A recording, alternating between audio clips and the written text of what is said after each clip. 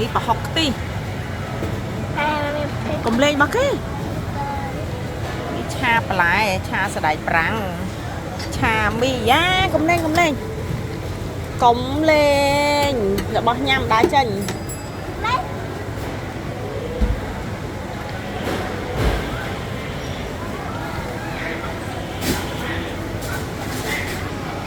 បាយឆាខសាច់ជ្រូកពងទាម្ហូបកូរ៉េម្ហូបចិនពងទាចៀនឆាខ្ញីឆាផ្សិតម្ជូរគ្រឿងខ្មែរស្ពៃកាទីឆាបន្លែបាយសឆាបន្លែសុតអត់ដាក់សាច់ប្រយោពងទាខ្វៃ